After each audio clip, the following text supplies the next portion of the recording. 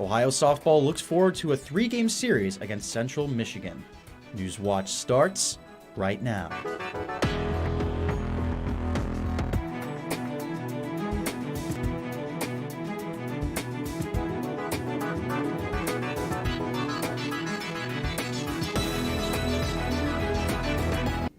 Good evening, I'm Fallon Howard. And I'm Curtis Fader. Welcome to Newswatch, your source for the latest news impacting southeastern Ohio.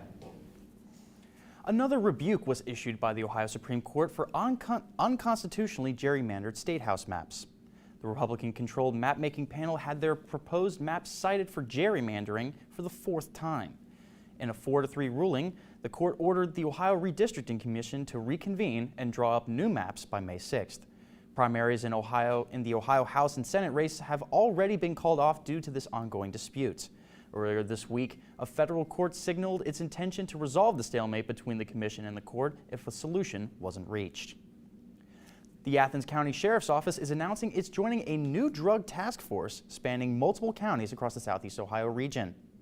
The task force, titled Southeastern Strike 4, an acronym for Suppression Through Rural Interstate Knowledgeable Enforcement, is made up of more than a dozen law enforcement agencies, including Nelsonville PD, Gloucester PD, and the Ohio Bureau of Criminal Investigation.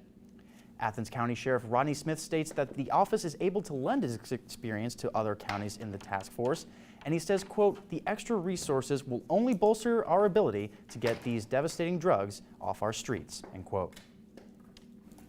A January 6 rioter who claimed he was ordered by then-President Trump to go to the Capitol has been found guilty on all charges. Dustin Thompson faced 6 charges after storming the Capitol. The 38-year-old exterminator from Ohio said he felt obligated to follow Trump's orders and got caught up in the moment. The trial marked the first time a Capitol riot defendant tried to convince a jury that Trump was responsible for the insurrection.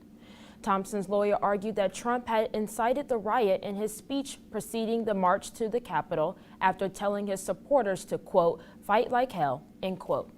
The jury disagreed and found Thompson a willing participant in the riots who was capable of making his own decisions. The man could be convicted up to 20 years in prison. His sentence will take place in July. Plans to build a new commercial plant in West Virginia will employ up to 500 workers. Construction in Mason County is expected to be completed by the end of next year.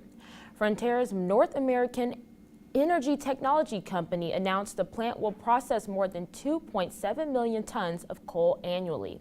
The company is a subsidiary of Frontier Applied Sciences and says its processing technology produces a cleaner burning version of coal. CEO and co-founder Matthew McKean says the site will allow the company to receive and ship its products worldwide.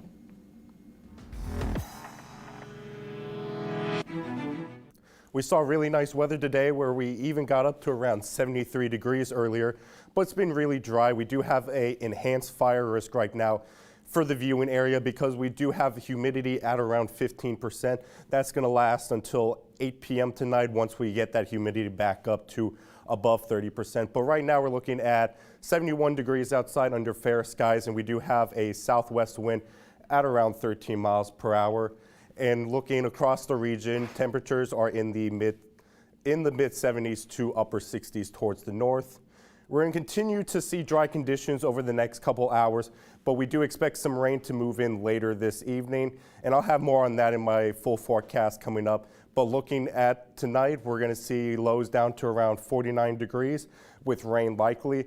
And later on in my full forecast, we'll talk about how cold air will be returning, and we might even see a chilly Easter Sunday. I'll have more on that coming up, but for now, back to Curtis. Thanks, Henry. Ohio State University is paying $2 million to settle the lawsuits of former athletes and men sexually abused by a now deceased team doctor. As of today, the latest settlements end lawsuits of 57 survivors, but dozens have yet to settle. The payouts by the university have reached just under $60 million for nearly 290 men. The lawsuits say former Ohio State team doctor Richard Strauss carried out abuse from the late 1970s to the late 90s. No one has publicly defended Strauss, who died in 2005. Waivers offered by the United States Department of Agriculture that allow schools to serve free meals to students throughout the pandemic are set to expire after the 2021-22 school year. A recent survey by the USDA found over 90% of Midwest schools used these waivers. WYSO reports the USDA waived red tape around the school meals back in March of 2020.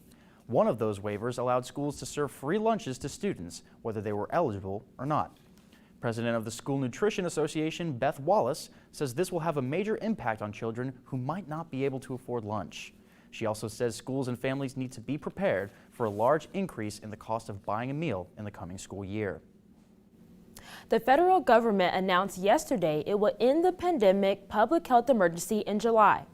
More than a quarter of Ohioans depend on Medicaid for their health coverage, and Democrats are worried this will result in many Ohioans being kicked off the program. The state has hired a vendor to target ineligible people for disenrollment when the emergency ends. Democratic Representative Thomas West says navigators should also be hired to help people through the redetermination process. Coming up after the break, Elon Musk says he wants to buy Twitter to protect free speech, and how Russia is retaliating after its flagship cruiser sinks. These stories and more when Newswatch returns. On Rise of the Nazis, a struggle for power inside the party. The most ruthless come to the top. Göring. He's going to be Hitler's fixer. And Himmler. He proves himself to be a brilliant Nazi. The SS and stormtroopers round up enemies by the thousands. It was traumatic. And a new kind of prison is created to hold them. He camps in the small town of Dachau. Rise of the Nazis. Tuesday at 9 on WOUB. Rising temperatures are setting in motion Earth's own natural warming mechanisms that then feed upon themselves. Most people haven't even heard of feedback loops or tipping points. Climate policy really should be designed to avoid setting off these important feedbacks. We have the technology and knowledge. What we need is the will. I'm not worried about the planet, I'm worried about us. Wednesday at 10 on WOUB. Overwhelming. It's very overwhelming, but I'm very proud. On Finding Your Roots, Amy Carlson. To come here with nothing, it's amazing. Andre Leon Talley. Never heard any of this, never saw any of this. And Erin Burnett. It's opened up a whole new part of me. From Ireland to World War I to the supernatural. Do you descend from a witch? I am afraid to guess. Tuesday at 8 on WOUB. Next time on Antiques Roadshow, there's nothing more natural than enjoying treasures connected to the great outdoors. It's a piece of cinnabar lacquer. Each layer was applied in 100 coats. 100 coats? Hawaiian paintings are rare, and I don't mean to make a pun, but they're kind of hot right now. Don't miss this special episode, Antiques Roadshow, Natural Wonders. Monday at 8 on WOUB.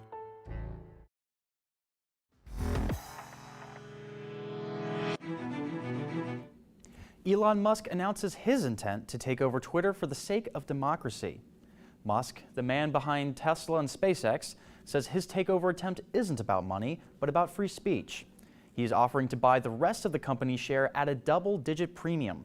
Musk already owns 9% of Twitter, and when he announced his stake, the share price went up. If he doesn't get to acquire Twitter, Musk is hinting that he will sell his current shares. Alternatively, Musk could just buy all the shares from willing investors. As Twitter's board and shareholders consider their options, some argue the real threat to free speech would be privatizing this social media giant. Ukrainian armed forces say Russia is already retaliating for the sinking of its flagship cruiser in the Black Sea. Ukrainian President Vladimir Zelensky is now warning the world worse may be coming, with a potential nuclear strike by Russian President Vladimir Putin. Mike Valerio has the latest. Only hours after the Moskva sank to the bottom of the Black Sea, new fears of Russian retaliation. The Russian prestige, the Navy prestige has been badly damaged by this. The Ukrainian armed forces say Russia launched new strikes to avenge the sinking of the Russian warship. Noise. The noise of a rocket flying and explosions. That's what I saw and heard when I was in the shop. Multiple explosions left at least 2 people dead outside an Orthodox church in the southern city of Mykolaiv. People ran into the store and I saw people scared. I saw people dropping to the ground from explosions. Ukrainian President Volodymyr Zelensky says all of the countries of the world should prepare for the possibility of Russian President Vladimir Putin using tactical nuclear weapons. We should think, not be afraid. I mean, not be afraid, be ready. Given the setbacks that they've faced so far militarily, none of us can take lightly the threat posed by a potential resort to tactical nuclear weapons or low-yield nuclear weapons. This, as a senior U.S. defense official says, the first flight of $800 million in U.S. military aid is expected to reach Ukraine in the next 24 hours. It's a package of more sophisticated and heavier-duty weaponry, including 11 helicopters initially earmarked for Afghanistan. I'm Mike Valerio reporting. The doors of the White House are reopening to the public. Starting Friday, ticket holders will be able to tour the White House. These visits were placed on hiatus in early 2020 due to COVID-19 pandemic. According to a White House statement, the situation will be monitored closely based on recommendations from the CDC as well as other health officials. Anyone who tests positive for the virus or has related symptoms within the last 10 days is advised to stay home. Face masks will also be available for those who request one. The White House also says it plans to host the annual Easter egg roll on April 18th. Families may be filling their Easter baskets with chocolate and marshmallow peeps this year, but how do you keep your children's blood sugar in check as they consume those holiday treats? Mandy Gaither has more on having a healthy Easter. Happy Easter! For those who celebrate the holiday, it's that time of year again. Baskets filled to the brim, loads of candy being consumed. The candy is going to be just a sugar rush. It's going to spike the blood sugar and then drop them later in the day. While you don't want your child to overindulge and get sick, Cleveland Clinic pediatric dietitian Jennifer Hyland says you also shouldn't place significant limits on their intake. You can't give them this giant basket of candy and then expect them not to partake at all. So my suggestion instead would be to try to balance it out with meals throughout the day. That starts with a healthy breakfast. Hyland says eating protein and fiber in the morning can help fill kids up and balance out their blood sugar. Egg hunts and other holiday activities can get them moving. Healthy Easter-themed snacks are also key. There are so many things that you can make fun for the kids, like shapes of Easter bunny ears. You can use celery, carrots, bananas, apples. And keep those healthy habits going through the end of the day. I really caution parents from having the good food, bad food conversation. I don't want it to be we had candy all day, so now we can only eat salad for dinner. Still have your regular meals, but just try to load it up a little bit more on the vegetables. For Health Minute, I'm Mandy Gaither. Americans will be paying more for eggs at the grocery store this Easter due to an outbreak of an avian flu. The Consumer Price Index shows the price of eggs is up nearly 14% over the last year. Is it expected to keep climbing? The American Farm Bureau says the outbreak of avian flu is likely worse than the last major one, which started in 2014. 50 million chickens and turkeys died as a result of that outbreak.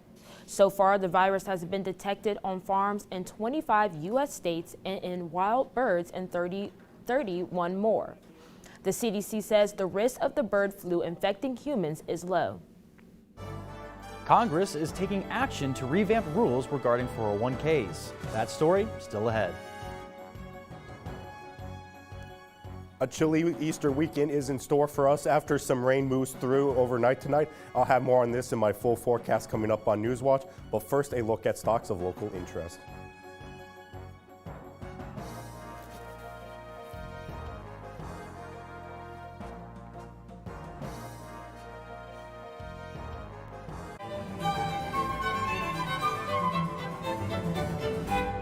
The Chamber Music Society of Lincoln Center returns to a new season of powerful musical moments. Join the musicians both on the road and at home in New York City, bringing down the house with Bach's timeless Brandenburg concertos. Friday at 10 on WOUB. Did Big Oil knowingly spread disinformation? An epic three-part series. They said that climate science was uncertain, that action wasn't required. Our job was to fight back against the progressive agenda. We concluded that none of these technologies were going to be competitive against oil. Big money had infiltrated the halls of Congress. There's an urgency to the situation that is not being answered. Premieres Tuesday, April 19th, 10, 9 Central, only on PBS. Overwhelming. It's very overwhelming, but I'm very proud. On Finding Your Roots, Amy Carlson. To come here with nothing, it's amazing. Andre Leon Talley. Never heard any of this. Never saw any of this. And Erin Burnett. It's opened up a whole new part of me. From Ireland to World War I to the supernatural. Do you descend from a witch? I am afraid to guess. Tuesday at 8 on WOUB. On Rise of the Nazis, a struggle for power inside the party. The most ruthless come to the top. Göring. He's going to be Hitler's fixer. And Himmler. He proves himself to be a brilliant Nazi. The SS and stormtroopers round up enemies by the thousands. It was traumatic. And a new kind of prison is created to hold them. He camps in the small town of Dachau. Rise of the Nazis. Tuesday at 9 on WOUB.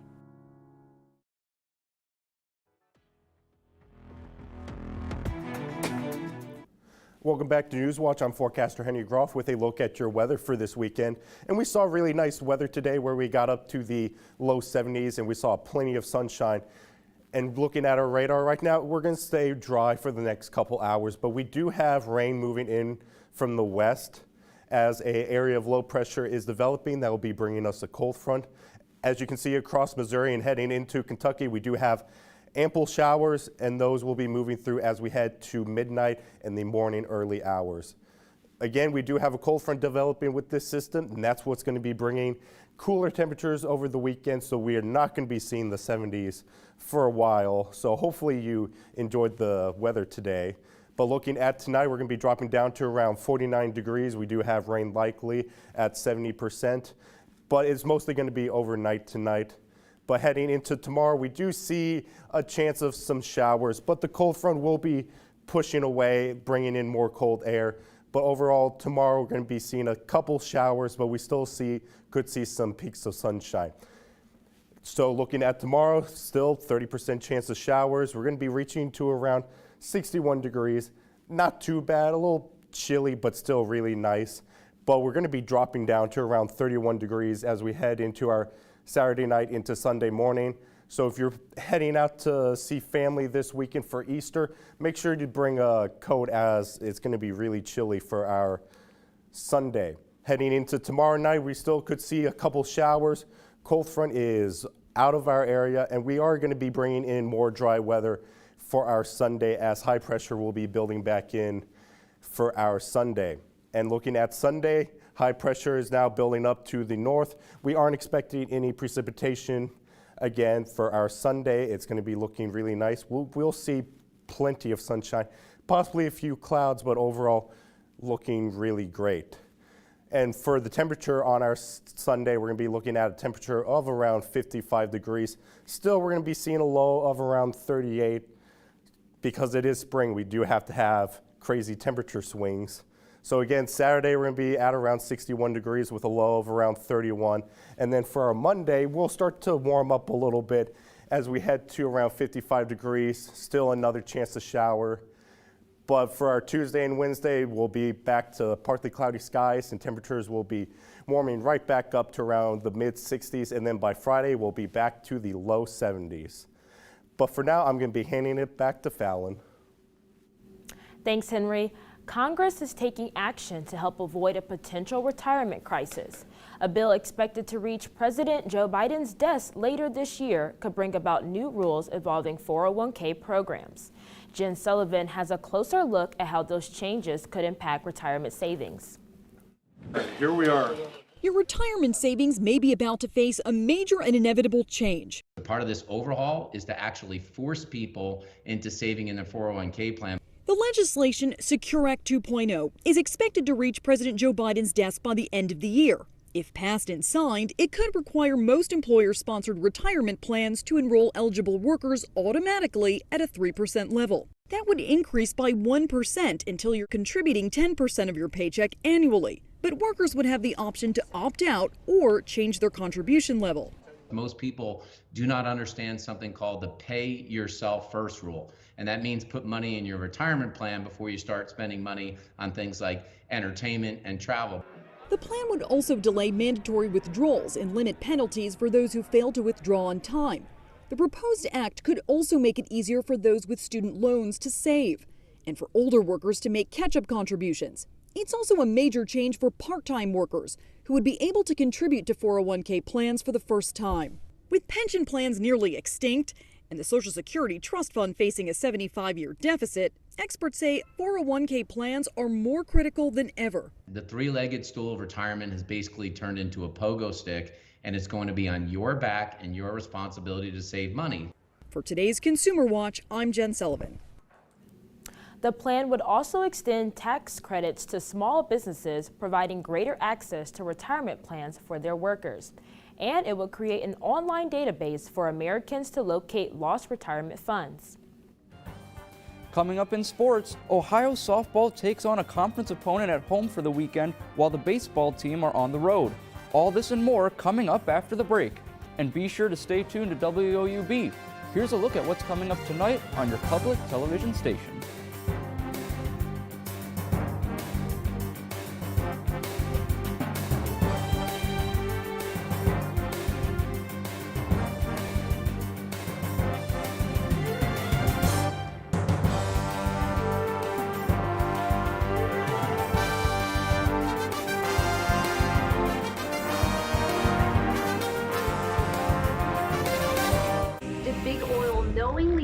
Disinformation. An epic three-part series. They said that climate science was uncertain, that action wasn't required. Our job was to fight back against the progressive agenda. We concluded that none of these technologies were going to be competitive against oil. Big money had infiltrated the halls of Congress. There's an urgency to the situation that is not being answered. Premieres Tuesday, April 19th, 9 Central, only on PBS. On Icon, it's visual, it's audio, it's art. With Abbey Road, Sgt. Pepper, Definitely Maybe, Morning Glory, you've got these visual connections. That 12-inch square was a lovely art piece. I see music as much as I hear it. Blue Note celebrated African-American culture. Kind of did like that. And I was like, oh no, come on, that's it. It's more than just a photograph, it's a work of art. Saturday at 9 on WOUB.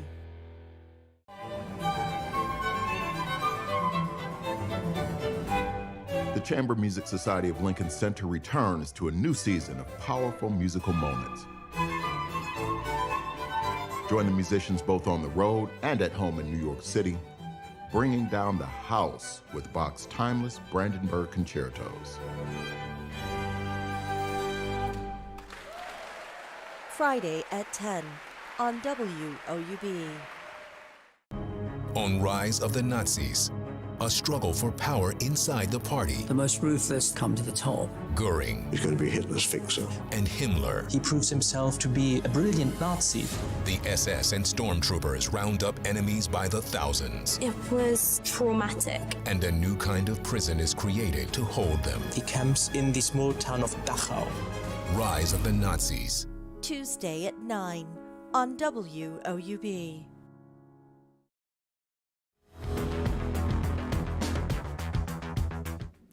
Good evening, I'm Darius Sethna. The Ohio baseball team is back in the win column. The Bobcats rallied in Ypsilanti for a 12-8 victory over Eastern Michigan. This one was a bit of a roller coaster for Ohio. After taking a 4-0 lead after 3 innings, the Bobcats gave up 4 runs in the 4th inning and found themselves down 6-4. But Ohio scored 5 runs in the 8th inning and tacked on 3 more in the final frame, handing them the victory, and this is their 8th win in MAC play. The Bobcats and Eagles continue their weekend series with a pair of games tomorrow in Ypsilanti. First pitch in Game 1 is set for 1 p.m. Ohio softball is in the midst of a series against Central Michigan today at the softball field. The Bobcats took Game 1 earlier today, 7-2. Pitcher Mackenzie Cole dealt from the circle, pitching all 7 innings and giving up just 2 runs with 6 strikeouts. Ali England contributed to the offensive game by going 3 for 4 at the plate with a 2-run homer. This series is important for Ohio standing in the MAC. The Bobcats sit behind arch rival Miami in 2nd place and trailing them, Central Michigan. The Bobcats take on Central Michigan in a 3-game series this weekend. Doubleheader action begins tomorrow from Athens with first pitch at 1 p.m. The Ohio track and field team is in action at home. The Bobcats host the Cherry Blossom Invitational tomorrow. Senior Stephanie Pierce looks to build on her momentum last time out in the Tennessee rallies. She finished in 11th place out of 44 runners in the 1,500-meter run. This is the first and only invitational the track and field team hosts for the season. The competition begins at 10 a.m. from Goldsberry Track. Ohio heads to Columbus next weekend for the Jesse Owens Invitational at Ohio State University. The Cleveland Cavaliers have one last shot tonight to get into the playoffs for the first time since 2018. The Cavs continue their run in the 2022 NBA Play-In Tournament against the Atlanta Hawks in a do-or-die game at home. This won't be an easy one for the Cavs. Atlanta won 3 of the 4 regular season contests between the two squads, and the Hawks are red hot after a 132-103 rout of the Charlotte Hornets on their home court. But take heart, Cavs fans. All-Star center Jared Allen is set to return tonight after suffering a broken finger on March 6th. Cleveland is in this situation because they lost their first game of the play-in Tuesday against the Brooklyn Nets, 115-108. Game time from Rocket Mortgage Fieldhouse is set for 7:30 p.m. Let's take a look at the NBA playoff matchups ahead for tomorrow's tip-off of the first round. Get your popcorn ready because we have a fantastic slate of Game 1 matchups. The first game of the day sees the Utah Jazz going up against the Dallas Mavericks. Superstar Luka Doncic will miss the game for Dallas due to a calf injury. The Minnesota Timberwolves are going up against the Memphis Grizzlies in a series filled with young talent.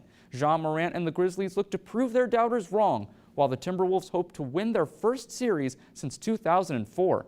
Another exciting series has the Brooklyn Nets going up against the Boston Celtics. These two teams met in the first round last year, with the Nets winning the series in 5 games. I'm Darius Sethna, and that's it for sports. Back over to you, Curtis. Thank you, Darius. The moon will soon show a unique color this weekend, pink. NASA says the pink full moon will illuminate the sky from early Friday to Monday morning, and it should be at its fullest peak Saturday afternoon.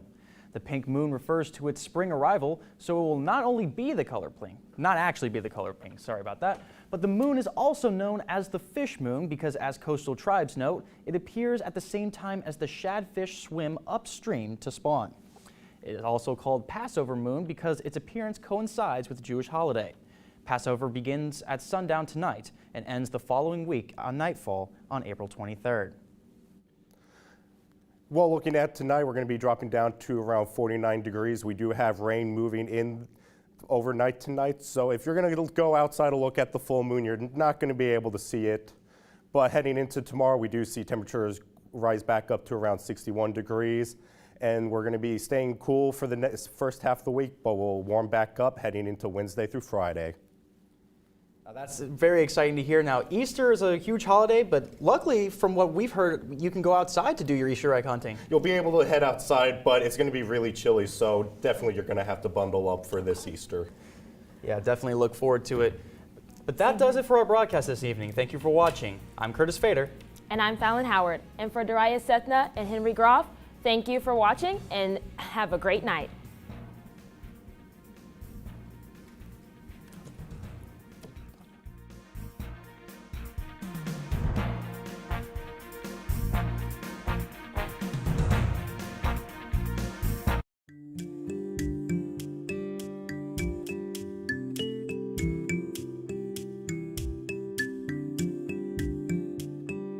Support comes from Snyder Strode Jarrett Financial in Athens, providing investment and retirement planning assistance to Southeast Ohio for over 50 years.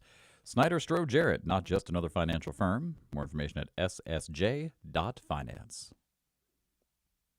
Support comes from Hocking Valley Bank, offering mortgage loans or refinancing on an existing home, making it easy for dreams to become a reality.